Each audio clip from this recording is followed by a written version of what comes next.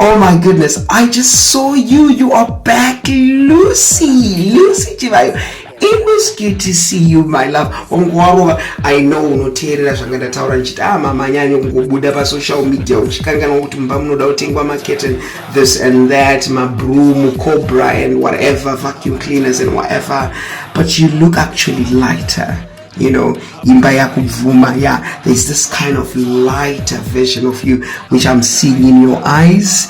Week now is okay. You know, my face week now is just a good fun. You know, it's just week now. Week now will be coming kuchitumbisa.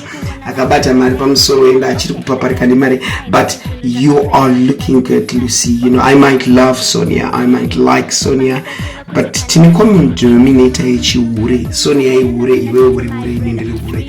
So as I look into this glass ceiling of chihure, you're looking good, my love. But chipostora isati chakupinda, you understand?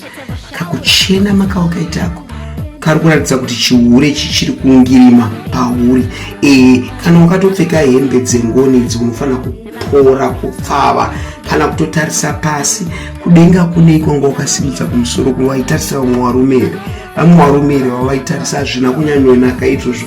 Kana wakapfeka hembe dzengoni idzi munhu wechikadzi maziso pasi, munhu anofanira kusimudza maziso murume. Asi hamudzidziswe here kumakirawa kwenyu kumarondera, havakudzidzise here?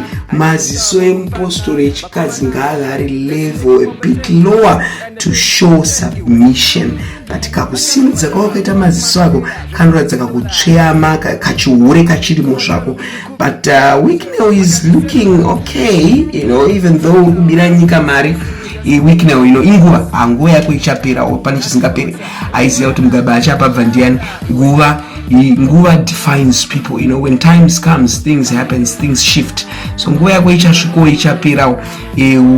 House girl wako wamunangagwa uchapera manje munangagwa anogoramba aripo ndiye El Shaddai, anogoramba aripo like today to tomorrow and yesterday is not the same today, yesterday or tomorrow.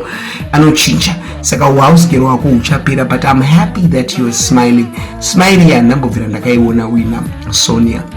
Not that kuti ana Sonia vamira kundibhadhara, asi kungotaura chokwadi ndiri mwenyika chiro muchindibhadhara marara, but once in a while I say the truth. Waiurirwa too much na Sonia. Smiley taisaiona because angari makwikwi mba mako na Sonia angari makwikwi, but I can see kuti wakatora zudhumu kwara kweri iri ema unoona kana Smiley rusimu kuti type idzise kuti takakura dzichikapori chinodowi kuprasa. But anyway, it's good to see you.